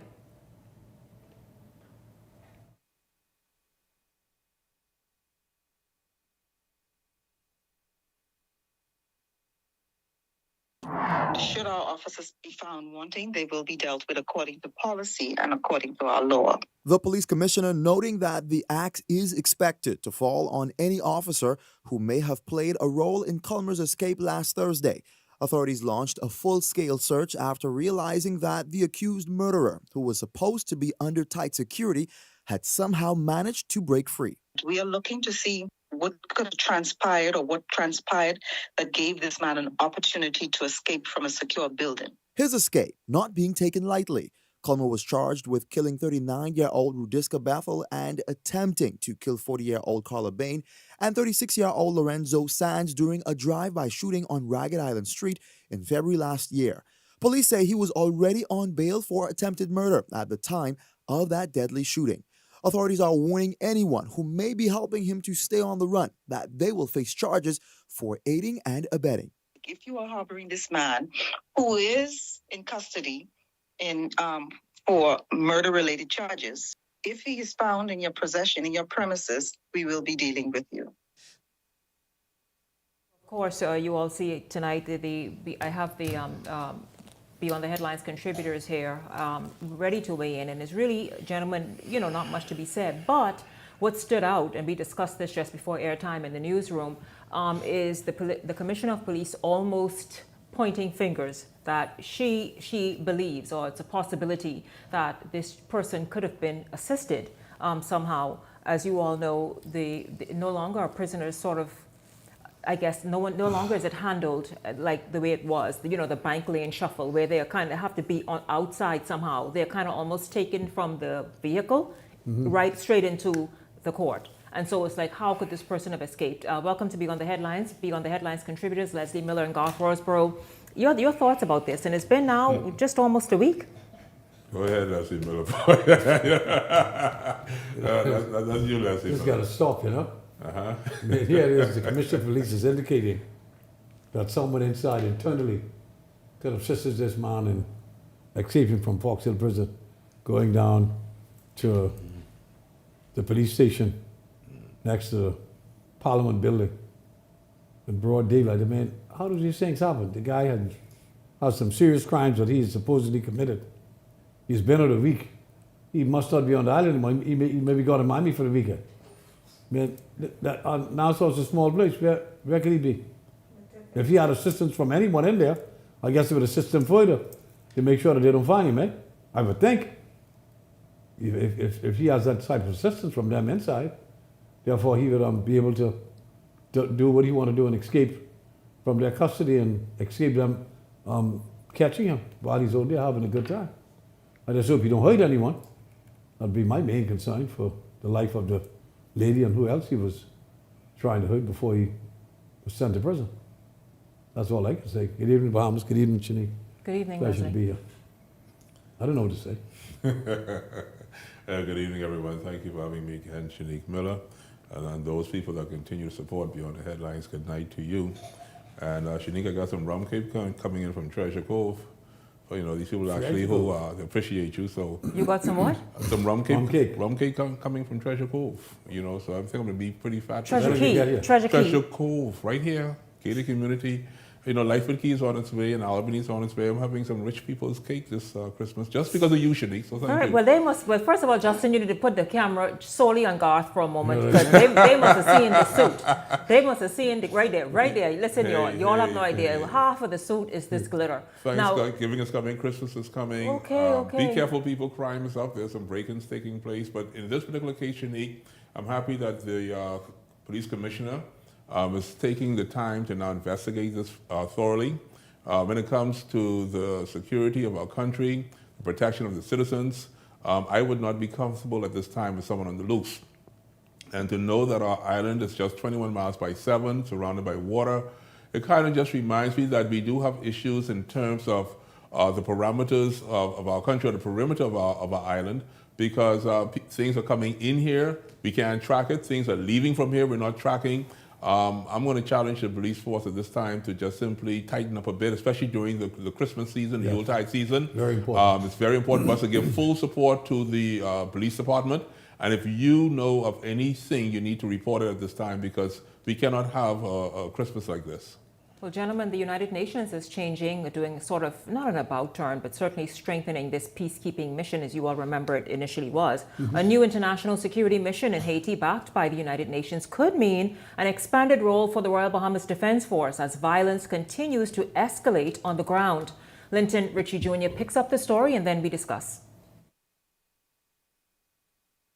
To this point, we have not committed infantry men to the effort. Could Royal Bahamas Defense Force troops in Haiti be moved from the ship-based border patrols to the dangerous streets of Port-au-Prince? It's a question looming large after the Bahamian government pledged full support for a more, quote, lethal and expanded force on the ground in Haiti. The shift in strategy, recently approved by the United Nations Security Council, scraps the Kenya-led multinational security support mission, transitioning to a new gang suppression force aimed at stemming widespread violence and political chaos. With no deployment date set, UN officials are calling for 5,550 troops from participating countries to restore order. In a statement, the Ministry of Foreign Affairs said, quote, the Bahamas remains committed to the security and democratic way of life for the people of Haiti, our region, and the world. Minister of National Security Wayne Munro telling Eyewitness News that discussions will be held soon to determine whether there will be any change to the RBDF's current role. We need to see what is proposed. Once we see what is proposed, then the National Security Council will meet. As unrest continues with nearly 6,000 killed in gang-related incidents in 2024 and 3 Kenyan officers killed this year, Munro reassures that the top priority remains the safety of Bahamian service members. We don't take decisions in a vacuum, and we always look out for the best interests of the Bahamas and our servicemen. Well, you know, that is something we've been discussing from the time the peacekeeping mission came about. And now, of course, you see they are kind of changing because it obviously didn't bring peace. There's still chaos there on the ground in Haiti. Your thoughts about the Bahamas, and not just the Bahamas, other nations as well, are now approached with, hey, listen, help us do this, help us make this happen, and to go there and now play another role, more front line. Well, that's it, man. I'm sitting there, I'm shaking. You got to answer that again. I don't like what I saw, Shanique Miller. It's just too chaotic for me. It's something that I'm very unfamiliar with. I could only imagine the horror of having to live there, because what you saw running there were just innocent civilians, as it were, running for their lives. And if you're going to send our good sons and daughters over there, all I can simply say is that if this is your role in life, I must pray now that, you know, for your safety. This is something I wouldn't take lightly at all, Shanique Miller. I think it's a heavy burden to carry, and I'm horrified. I'll be honest, I'm horrified. I'm so horrified, Shanique, I don't even think I'm going to go to the Dominican Republic right now, right next door. I'm horrified. I think like most humans, we are all concerned about the safety of our men and women, makes the Bahamas Defense Force, but appreciate the fact that all of the countries in the Caribbean, including Central and Latin America, are also involved in this. It's time that Haiti is cleaned up once and for all. Over the last 50 years, there's been too much turmoil. The president come in, he's killed. The United States has intervened, and over and over again, this time, the president is still going to intervene. They will send equipment and food and what have you, but they're not going to send any troops. So it's up to the Caribbean. They are black brothers and sisters. And I think the United States policy is very simple. It's really not their problem, even though they created it back in 1926 when they first invaded Haiti and been there for 20 years. And they really did it because of the same reason why they're going to try to destroy Venezuela. It's not because the Venezuelans are bad, it's because the big businessmen in the United States, the fellows who control all the oil in North America, are the ones who is forcing them to do these things. In Haiti, again, it's the Americans who have most of the big businesses down there in Haiti, and the rich Haitians who live up in the hills, that's away from the fighting. You'll now have to send black men and women of color to try to do what is necessary. Haiti deserves a last chance in getting itself right. And I would hope, what really bothers me, I would hope that people like Louis George and the rest of them would now step to the plate and volunteer their services to assist their brothers and sisters. Not just the pastor who's here on this show. Yes. Should also volunteer and get his church members. That is their country. Leslie. You should go home and assist them as best you can And I in any imagine, capacity. Leslie, I imagine they will when it's safer to do so. But let's be real. Those persons you called, they are not military trained. They have no experience They understand that. in combat. Yeah. And They don't have to go in that capacity. But they can't go in any other. I mean, you see anywhere in Haiti to kind of go and set up You have to go shop. and assist, man. That's the Nick, country. You have an obligation to do so. Listen, but you have to understand what y'all said to me tonight. You said 5,000 individuals to go and stabilize Haiti. Yes, at least that. I wouldn't be going for 5,000. This ain't the movie 300. That ain't happening. I don't feel that's sufficient. I think the game that they're playing is one that's going to fail. If I see greater numbers, greater expertise, greater strength, yes.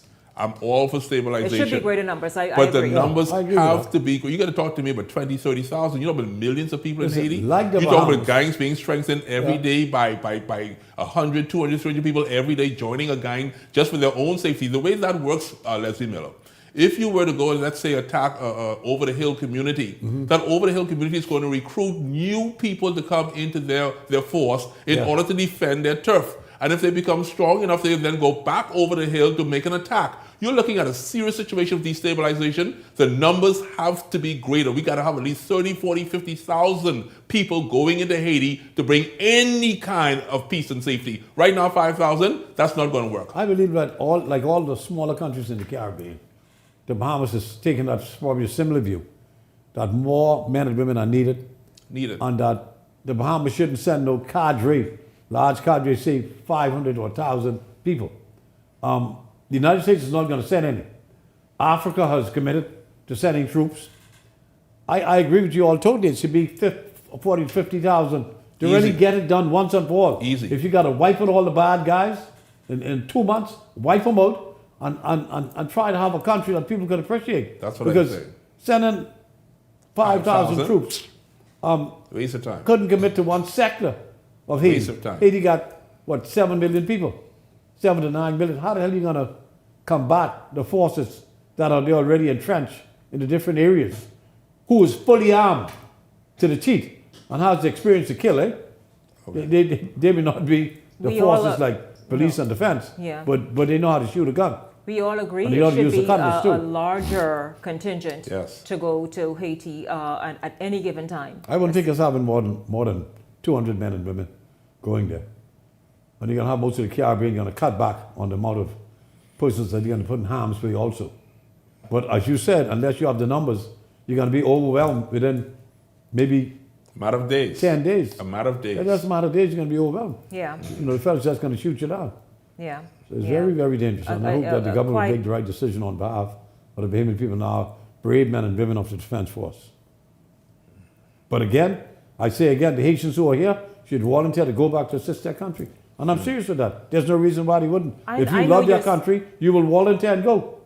Remember, the criminals who are there shooting, they are not Defense Force officers either. They are regular Bahamian, regular people just like those who are here. Well, that ain't gonna happen.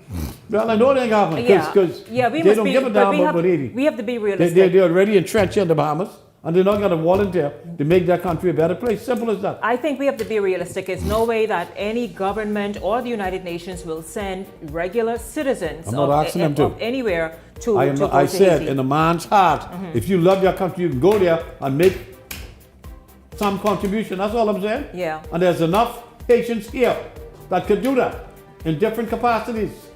They know the language, they know the country, and they should be able to make a contribution. When we come back, we'll be looking at the contribution in Golden Isles. Many people hoping to make one there. Beyond the Headlines is back right after this.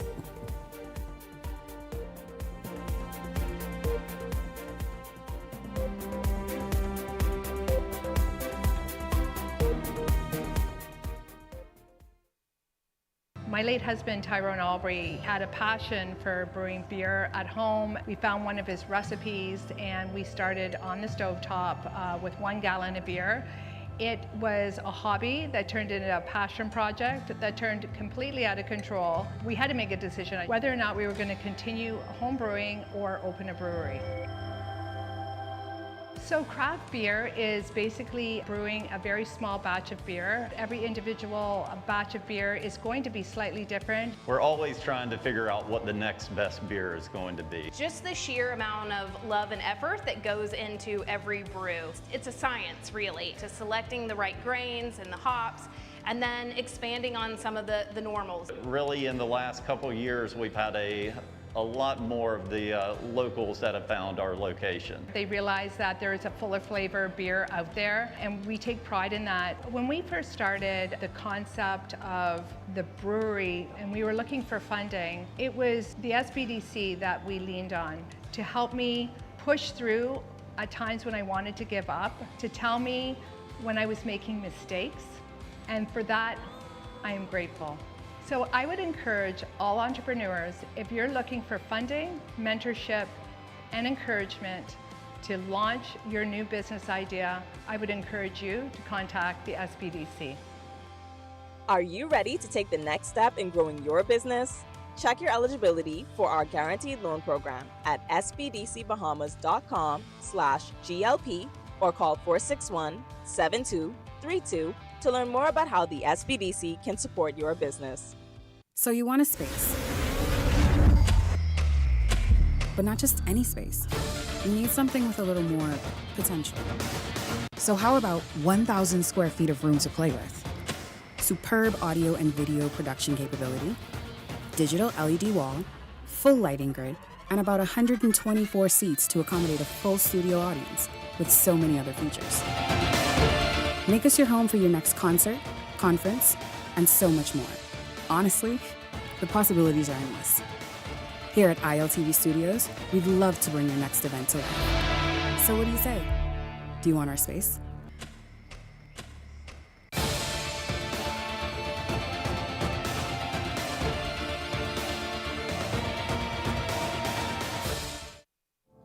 Beyond the Headlines is now introducing powerful TV advertising opportunities made just for you.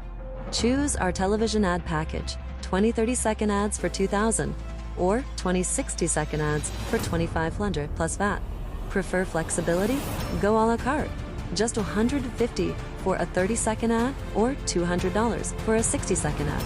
Step into the spotlight with our interview package. 1 15-minute interview for $500 or 4 for $15 per month. Or bring Beyond the Headlines directly to you with our live on location package, only $2,600 plus VAT. For more information, contact our sales agent at 242-466-61. This segment is brought to you by EV Motors Fleet Sales Division. For 2026 commercial vehicles, call 821-2403 today.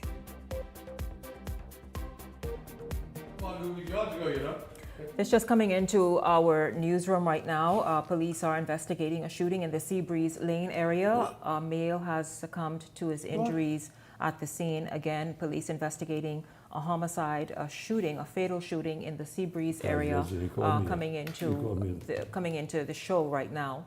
Meanwhile, all eyes are on the Golden Isles constituency, with 3 Progressive Liberal Party aspirants vying for the party's nod for the constituency by-election, of course, as you all know. All of them confident in their ability to take on the charge as they tell Linton Ritchie exactly what it is they plan on bringing to the area.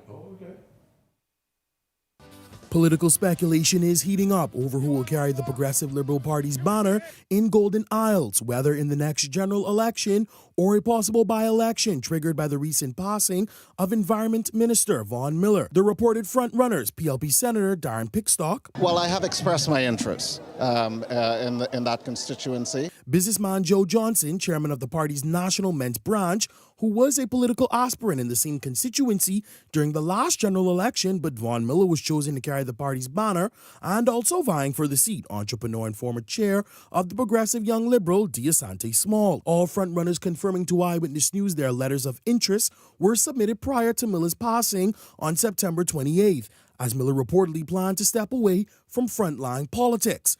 While Prime Minister Philip Davis has not revealed whether Golden Isles constituents could see themselves at the polls before the end of the year, all aspirants say they are ready to serve if given the nod. For Senator Pickstock, he emphasized that from his view, he's primed and ready to work. You know, I serve in the Senate currently. I'm the executive chairman of BAIC, and I'm ready to serve.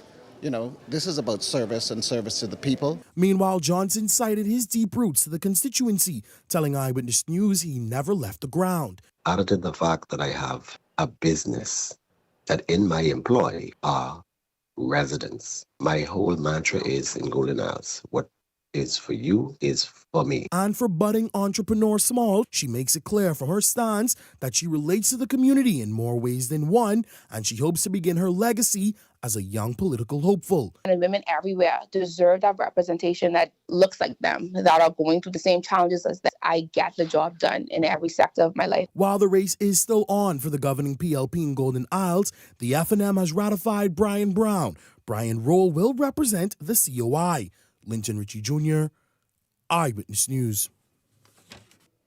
And so there you have it, of course, the breakdown. Let's just start before we get to those three for the governing PLP. Of course, you saw the Free National Movements more than likely will go with Brian Brown, who has been canvassing the area for quite some time. And then, of course, the COI has Brian Roll. Now, we've not seen these ones before for Golden Isles.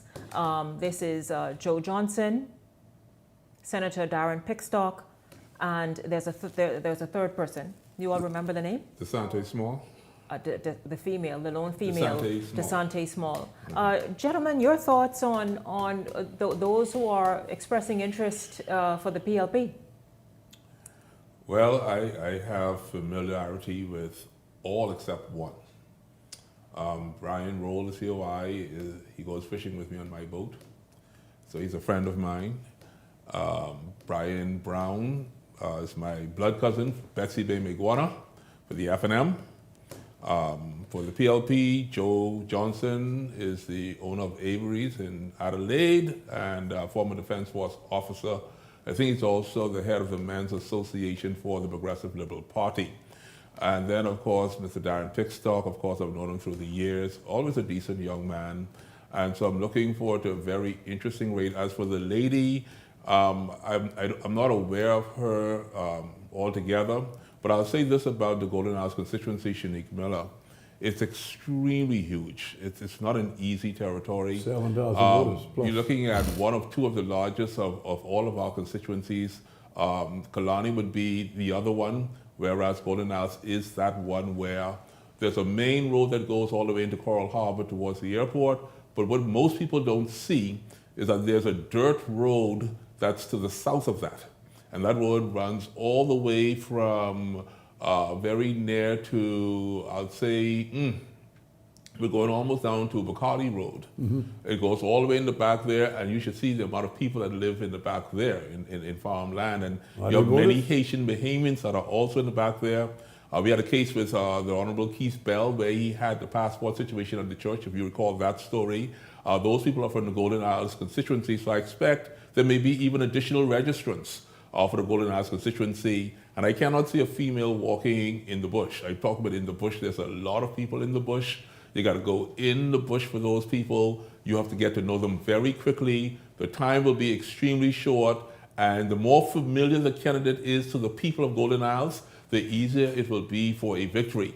For you to be new coming into Golden Isles and without a track record, I say it's going to be extremely expensive for you to get to know the people of Golden Isles, because we're not just ordinary people. We're kind of bougie, Shanique Miller. We got canal, and we got some big 2- and 3-story homes in the back there. Yeah. We got some large acreage in the back there, and some big yards, and a whole number of business people in the back there. And so this is not a promissory constituency, Shanique Miller. No. This is a constituency where you bring it or you get out. Now, if you don't have it, don't even start. You got to bring this. It's going to be 242 cash now all day, all night until 6 p.m. when the polls close.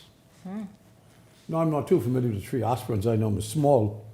She assisted Mrs. Price in her campaign in the last election. To be honest with you, from going through that area with my former brother and friend, one, I'm My choice would be to get Michael Keatis back in that area, even though people may be against it. Mike is comfortable in St. Barnabas because he's going to win that. But people speak highly of him. Most people would, I believe, would wish for someone of the caliber of Mike, who has been in there already, who has proven himself, to come back and serve them again. I think in a race like this, it's going to be tight because you have over 7,000 voters, and that could sit here and swing to and fro for the last 30 years. There is no sure considered for the PLP nor the FNM. So the candidate is going to play an important role on the personality of the candidate, the views that he expressed, he or she, the likeness that people would have in them. You know, they have a lot of work to do. A lot. And my choice would be to try to get Mike Keatis go back to his old area. It'll certainly make the job easier for the PLP to claim victory. That's my personal view. But of course, they can pay no attention to me now. You may have to leave Mike where he is, though, because you see, the legacy of Golden Isles, Mr. Miller, you know this better than all of us, is the person of Frank Watson. If we can find a person like Frank Watson who has personality, that when you meet this person, they have charisma, but they, you know, similar to one of our former prime ministers, they do exactly what they say they're going to do. This is what Golden Isles needs. Over the last 15 years, there's been issues, major issues in the Golden Isles constituency. We have not gotten deliverance on any of these issues. There's some work that has been done. I'm not going to take it away from those. Efforts have been made. The previous member of parliament who, you know, we're now giving honor and respect to, has done some work in Golden Isles. I'm not going to say that nothing has been done. But what I'm saying is the amount of work, Shanique Miller, it is huge. When I use the word to you, huge, it's colossal. You cannot come into Golden Isles just penny picking around. You got to come here with it. You got to come in there with strength. You got to come in there with force. You got to come in there with money. We don't want to hear, oh, I got to go talk to the prime minister. No, you better bring that when you come in and tell the prime minister I did it. You've got to be a self-made person already. This is it. You got to be established. But so then, who looks most outstanding right now as far as the people who are vying for the position? Well, they don't have any track record with representing That's anyone. what I'm asking. Who looks most outstanding? This is Whoever what's it is. making it a difficult decision even for me. I have a cousin in there. I love my cousin. It's a Betsy Bay make Warner thing, but guess what? Which one is that? Brian Brown. But I'm saying to you again, family can't get in this. This got to be a deliverance thing. You got to bring this thing now. We've been waiting for this, and let me tell you, it's going to be a by-election. We need this in Golden Isles, so we have not got the attention that we've needed in years. Boat ramps, we have flooding in the area, we have deforestation up there as well. Look at our Lazaretta Bend, where we have those potholes that could never be fixed. You got potholes up there by Arbor, by Bacardi Road. I go down the list of things that is wrong. The ramp has to be fixed in Adelaide. We need a sidewalk for the children in Adelaide to go from the corner to the school. These children are walking in the middle of the road with cars speeding by. We have issues in our area, and we want those issues now addressed. I don't know who to endorse out of the three. It's not my decision to make. You have a committee called the Candidates Committee, and they're supposed to be the top echelon in the party who makes a decision. Maybe in this one they'll go on the road and campaign. Once they would have chosen their candidate, I'm sure they should be, you know, because you had an input in who you wanted. So whoever you choose, you'll have to go and support that candidate as much as is necessary. I think it'll be a close election. Mr. Brown, we've seen him on the road many, many times. 8 years. He worked with Warren the last 5 years, God bless him, and was F&M. And, you know, he's familiar with the people, but he could be beaten with the right candidate. I don't know who the right candidate is, to be honest with you. That's correct. You only got 3 persons in the race. Are they more? Are there more? Fine. Well, like there more might may be coming, and more probably should come. Well, they'll know tomorrow, I believe. I think there's a meeting tomorrow. So that should pretty much be a case of the past come Wednesday morning. Well, Shanique, you know, I'm at a point now where even Leslie Miller might run down there. You know, Leslie, if you give me enough money, I might run for you. You never know. I'll never run again. Shanique Miller, don't cut your eye on me tonight.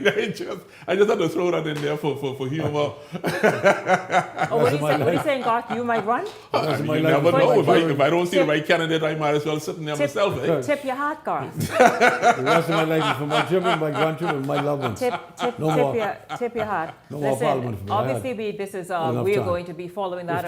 There is a meeting tomorrow, I think, with the Candidates Committee, as Leslie said.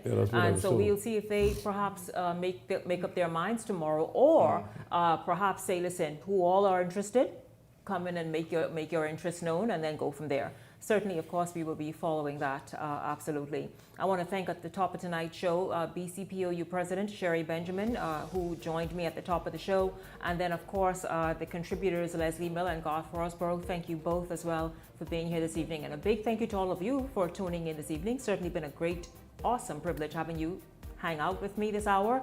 I look forward to seeing you right back here tomorrow evening. For the entire Beyond the Headlines team, I'm Shanique Miller. Make it a great evening, everyone.